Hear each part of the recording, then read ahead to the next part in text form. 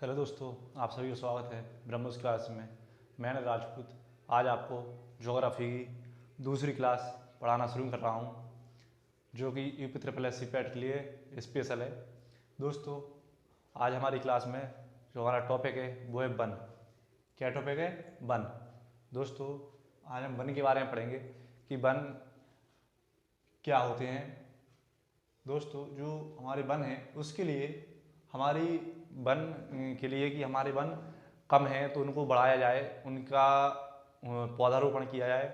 तो इसके लिए दोस्तों जो हमारी प्रथम वन नीति आई थी वो कब आई थी? आज़ादी के पहले सबसे पहले आई थी 1952 में। कब आई थी? सन 1952 में प्रथम वन नीति आई थी। दोस्तों, जो हमारी प्रथम वन नीति आई उसके बाद जो हमारी दूसरी वन नीति आई, जो इसके बोला ये है हमारी नई वन नीति। नई वन नीति हमारी कब आई? 1988 में। कब आई हमारी? 1988 में। इसका दोस्तों उद्देश्य क्या था? इसका उद्देश्य था कि जो हमारा पृथ्वी का जो हमारे भारत का क्षेत्रफल है, जो हमारे भारत का क्षेत्रफल है उस पर लगभग 33% तक वन होने चाहिए। कितने प्रतिशत? 33% वन होने चाहिए, क्योंकि अब जब वन होंगे तभी तो हमें ऑक्सीजन मिलेगी, जिससे कि हमें जीवित रहने में आसानी होगी। दोस्तों, जो सर्वाधिक वन है वो किस राज्य में है? दोस्तों, सर्वाधिक राज्य जो वन है वो है मध्य प्रदेश में। किस राज्य में है? मध्य प्रदेश में वन है। दोस्तों, जो दूसरे नंबर पर राज्य है वो है हमारा अरुणाचल प्रदेश। कौन सा है? अरुणाचल प्रदेश हमारा दूसरे नंबर पर है। और हमारा जो तीसरे नंबर पर है, जो हमारा तीसरे नंबर पर राज्य है वो हमारा है छत्तीसगढ़। कौन सा है? वो हमारा है छत्तीसगढ़। और दोस्तों, प्रतिशत के आधार पर जो हमारा राज्य है, प्रतिशत के आधार पर वन हमारे किस राज्य में है? वो किस राज्य में है? मिजोरम। किस राज्य में है? मिजोरम में। मिजोरम में कितने हैं? 85 यानी 85% वन है। कितने प्रतिशत? 85% वन है। उसके बाद जो हमारा अरुणाचल प्रदेश है, कौन सा? अरुणाचल प्रदेश, इसमें कितने प्रतिशत वन है? 79 यानी 79% वन हमारे किस में है? अरुणाचल प्रदेश में। इसके बाद दोस्तों जो हमारा अगला राज्य है वो है मेघालय। कौन सा है? ये हमारा मेघालय। मेघालय, इसमें दोस्तों 76% क्या है? वन है। कितने प्रतिशत के आधार पर? 76% वन है। और दोस्तों, जो हमारा यूटी है, यूनियन टेरिटरी, इसमें हमारे दोस्तों लक्षद्वीप है, इसमें कितने प्रतिशत वन है? 90%। कितने? जो हमारा लक्षद्वीप है इसमें कितने? 90% तक वन हमारे इसमें यूटी में है। और सबसे कम वन किस राज्य में? सबसे कम वन दोस्तों हमारे हरियाणा राज्य में। किसमें? हमारे हरियाणा राज्य में सबसे कम वन हैं। और दोस्तों हम आगे पढ़ेंगे, जो हमारा विश्व पर्यावरण दिवस है, कौन सा?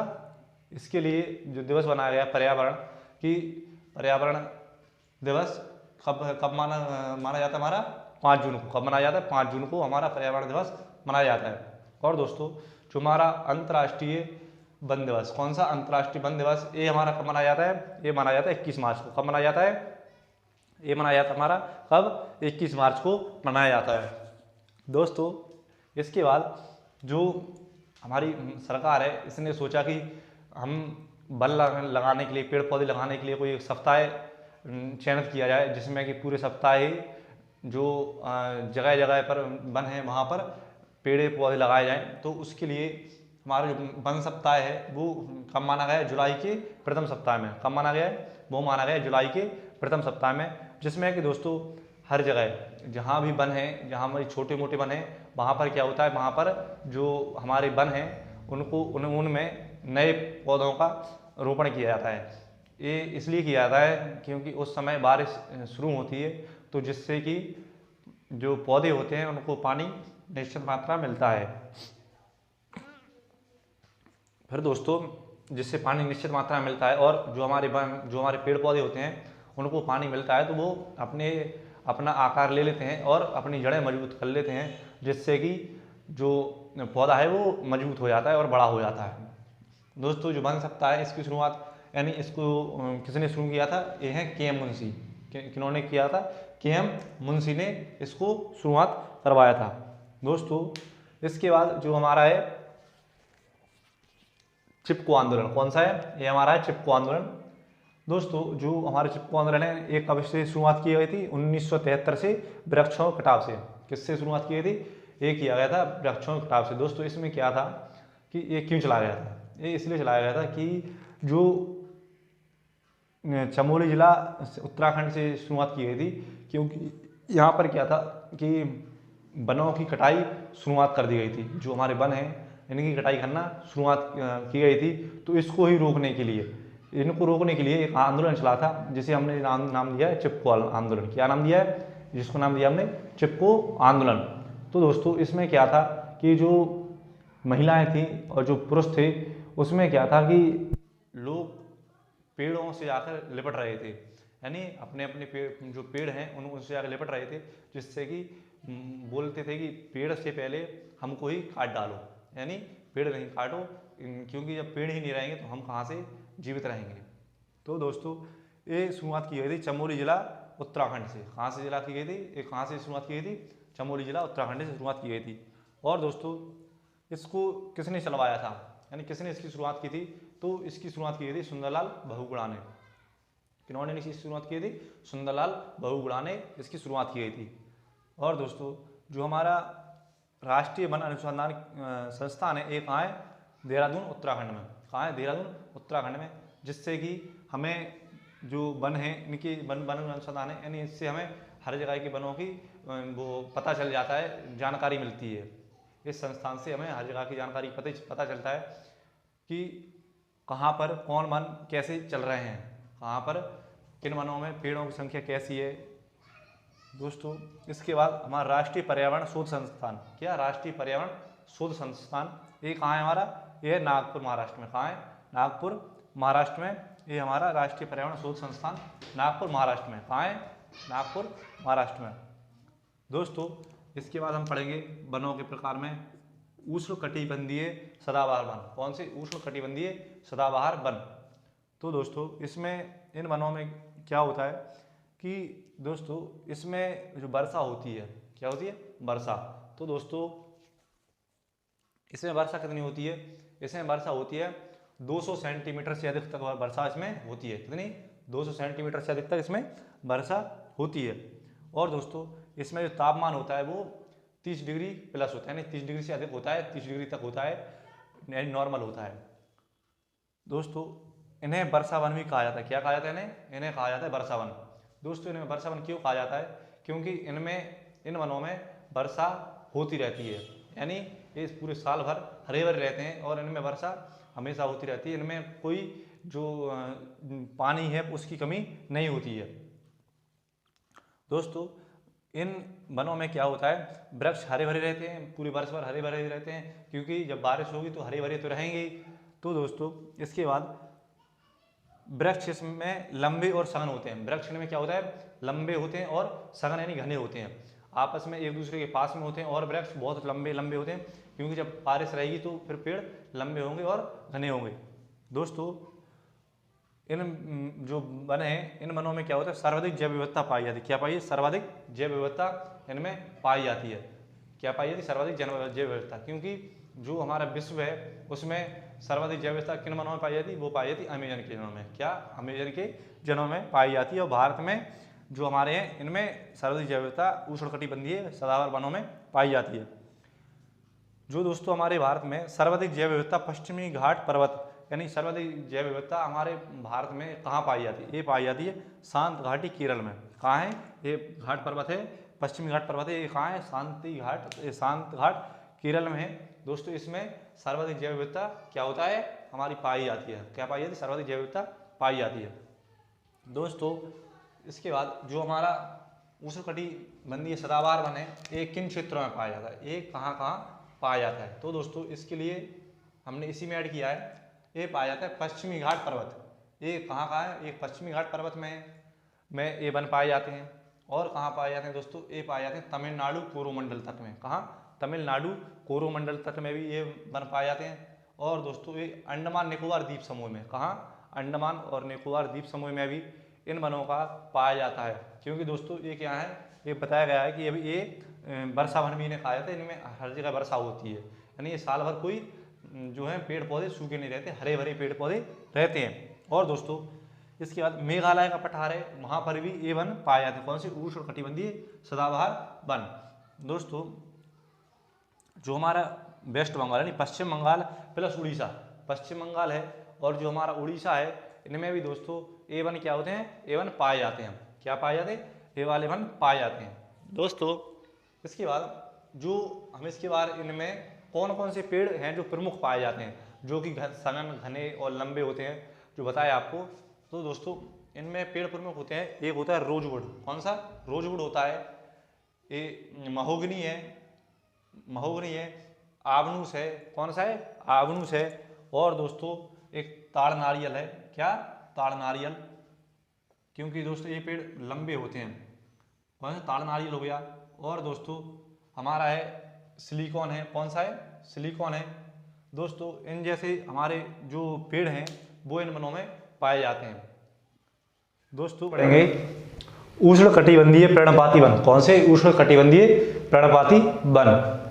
दोस्तों इन वनों में क्या होती है? वर्षा, इनमें जो बरसात होती है, इनमें बरसात 70 से 200 डिग्री तक, हमारा 200 डिग्री सेंटीमीटर तक क्या होती है? वर्षा होती है। कितने? 70 से 200 डिग्री सेंटीमीटर तक क्या होती है? वर्षा होती है। और दोस्तों इनमें तापमान क्या होता है? इनमें तापमान 20 से 25 डिग्री होता है। कितना? 20 से 25 डिग्री तक इनमें तापमान होता है। और दोस्तों इनका अन्य नाम क्या है? इन वनों को हम किन किन नामों से और जानते हैं? तो हमारा नाम है मानसूनी वन और पतझड़ वन। कौन सा नाम है? मानसूनी वन और पतझड़ वन। दोस्तों ये इसमें क्या होता है? जो शीत ऋतु होती है, क्या? शीत ऋतु होती है, यानी सर्दियों की ऋतु, और ग्रीष्म ऋतु यानी गर्मियों की ऋतु होती है, यानी गर्मियों का मौसम और सर्दियों का मौसम। जब सर्दियों के मौसम से जब गर्मियों के मौसम में जाते हैं, जब परिवर्तित होता है मौसम, तो इनमें क्या होता है? इन पेड़ों की क्या होता है? पत्तियां गिरती हैं। क्या होता है? इन पेड़ों की पत्तियां गिरती हैं। और दोस्तों ये हमारे जो भारत है, यानी जो हमारा भारत है, इनमें ये सर्वाधिक क्षेत्र पर ये वन पाए जाते हैं। क्या पाए जाते हैं? इनमें सर्वाधिक क्षेत्र पर ये वन पाए जाते हैं। और दोस्तों इसमें जो इसका क्षेत्र है, ये कहाँ से लेकर कहाँ तक है? ये उत्तर भारत के मैदान से लेकर, क्या है? उत्तर भारत के मैदान से लेकर दक्षिण में तमिलनाडु तक है। कहाँ तक है? उत्तर भारत के मैदान से लेकर दक्षिण में तमिलनाडु तक ये मैदान है। और दोस्तों इसमें जो वृक्ष होते हैं, क्या जो वन है, इसमें वृक्ष कौन कौन से, किस प्रकार के होते हैं? क्योंकि हर प्रकार के वन में हर प्रकार के वृक्ष पाए जाते हैं, अलग अलग प्रकार के वृक्ष पाए जाते हैं। तो दोस्तों इसमें वृक्ष है, शीशम हो गया, साल हो गया, सागौन हो गया, आम हो गया, आंवला हो गया, चंदन, जो भी कर्नाटक में पाया जाता है। चंदन का पेड़ है जो, वो कर्नाटक में पाया जाता है। तो दोस्तों यह जो वृक्ष होते हैं, जो वृक्ष, इसमें इन वनों में वृक्ष जो पाए जाते हैं, ये सर्वाधिक उपयोगी होते हैं। क्या होते हैं? सर्वाधिक उपयोगी जो हैं हमारे वृक्ष हैं, वो उपयोगी होते हैं, क्योंकि इनसे हमें बहुत कुछ प्राप्त होता है। दोस्तों जो हमारा क्या है, जो हमारा इनमें वन है, वो जो वृक्ष है, वो सर्वाधिक उपयोगी पाए जाते हैं। इसके बाद जो हमारा उष्णकटिबंधीय कांटेदार वन है, क्या है? उष्णकटिबंधीय कांटेदार वन है। तो दोस्तों इनमें क्या होता है? वर्षा होती है 70 सेंटीमीटर से कम होती है। कितनी? 70 सेंटीमीटर से कम वर्षा होती है। और दोस्तों इनमें जो तापमान होता है ये बढ़ता घटता रहता है, और ये हाई टेम्परेचर कहाँ तक पहुँच जाता है? ये 80 डिग्री सेंटीमीटर तक पहुँच जाता है। कितने? 80 डिग्री सेल्सियस तक ये पहुँच जाता है, सेल्सियस तक पहुँच जाता है। दोस्तों इनमें क्या होता है? कांटेदार पत्तियां, जो इनके जो पत्ते हैं, जो इनके पत्ते होते हैं, ये क्या होता है? कांटेदार पत्ते में परिवर्तित हो जाते हैं। क्या? इनमें कांटे आ जाते हैं। दोस्तों इनका जो क्षेत्र है, ये हमारा राजस्थान, गुजरात, हरियाणा, पंजाब और हमारा यूपी, इन सभी जगहों पर ये वृक्ष पाए जाते हैं। दोस्तों जो ये वृक्ष होते हैं, इनमें बताया कि जो इनके पत्ते होते हैं, क्या होते हैं? जो कांटेदार होते हैं, उनमें परिवर्तित हो जाते हैं, यानी अपने जो पत्ते होते हैं इनमें कांटा ये ले आते हैं। तो दोस्तों इनका जो वृक्ष है, इनमें जो वृक्ष है, वो कौन कौन से हमारे वृक्ष पाए जाते हैं? कौन कौन से वृक्ष पाए जाते हैं? तो दोस्तों इनमें एक हमारा वृक्ष हो गया बबूल, खजूर हो गया, खजूर भी आप समझते हो जिनकी पत्तियां कांटेदार होती हैं। नांगफली में भी कांटे होते हैं। बेर हो गया, बेर में जो टहनियाँ होती है, पत्ते, उनमें क्या होते हैं? कांटे होते हैं। खेजड़ी, करीम, झाड़ियाँ, आप झाड़ियाँ समझते हो कि झाड़ियाँ में जो कांटेदार होते हैं वो झाड़ियाँ रहती हैं। नींबू, आपको पता है कि जो नींबू का जो पेड़ होता है, उसमें क्या होता है कि कांटे आ जाते हैं। क्या आ जाते हैं? कांटे आ जाते हैं। अब दोस्तों जो हमारे अगले वन है वो हम पढ़ेंगे पर्वतीय वन। कौन से? पर्वतीय वन। इनमें क्या होता है कि दोस्तों ये पर्वतों पे वन पाए जाते हैं। क्या? पर्वतों पे वन पाए जाते हैं। इनमें वर्षा क्या होती है? कम से ज़्यादा, यानी इनमें वर्षा कम भी हो जाती है, अधिक भी हो जाती है, क्योंकि दोस्तों ये क्या होते हैं, ये पर्वतों पर वन होते हैं। और दोस्तों ये कहाँ कहाँ पाए जाते हैं? ये पाए जाते हैं हिमालय पर्वत पर, जम्मू कश्मीर, हिमाचल प्रदेश, उत्तराखंड, सिक्किम और हमारा है अरुणाचल प्रदेश। इन पर क्या होता है, ये हमारे वन पाए जाते हैं पर्वतीय, क्योंकि यहाँ पर क्या होता है, यहाँ पर पर्वत पाए जाते हैं, तो इस वजह से यहाँ पर जो हमारे पर्वतीय वन है वो पाए जाते हैं। दोस्तों इसके बाद हमारा है ज्वारीय वन। कौन सा है? ज्वारीय वन। इसे मैंग्रोव वन बोलते हैं, इसे डेल्टा वन कहते हैं। क्या बोलते हैं? डेल्टा वन कहते हैं। दोस्तों जो ज्वारीय वन या डेल्टा वन होते हैं, इनमें क्या होता है, इनमें बंगाल टाइगर पाया जाता है। क्या पाया जाता है? इनमें पाया जाता है बंगाल टाइगर। क्या पाया जाता है? बंगाल टाइगर। दोस्तों इनका क्षेत्र कहाँ ये वन पाए जाते हैं? दोस्तों ये सुंदरवन डेल्टा में सर्वाधिक पाए जाते हैं। कहाँ पाए जाते हैं? सुंदरवन डेल्टा में जो हमारे हैं ये कहाँ पाए जाते हैं? सुंदरवन डेल्टा में सर्वाधिक पाए जाते हैं। दोस्तों ये गुजरात के कच्छ के दलदल में, कहाँ? गुजरात के कच्छ का जो दलदल है वहाँ पर पाए जाते हैं, आंध्र प्रदेश के तट पर पाए जाते हैं, उड़ीसा के तट पर पाए जाते हैं। और दोस्तों जो हमारी नदियाँ हैं गोदावरी, महानदी और कावेरी नदियों के तट पर पाए जाते हैं। गोदावरी, कावेरी और महानदी के तट पर पाए जाते हैं। दोस्तों इसमें प्रमुख वृक्ष कौन कौन से होते हैं? कौन कौन से वृक्ष होते हैं? मैंग्रोव हो गया, सुंदरी हो गया और कैसूरीना हो गया। कौन कौन से? मैंग्रोव, सुंदरी और कैसूरीना। दोस्तों ये सुंदरी वृक्ष है, ये इन वृक्षों के नाम पर ही जो हमारा सुंदरवन का डेल्टा है वो उसका नाम पड़ा, यानी सुंदरी से सुंदरवन डेल्टा नाम पड़ा है।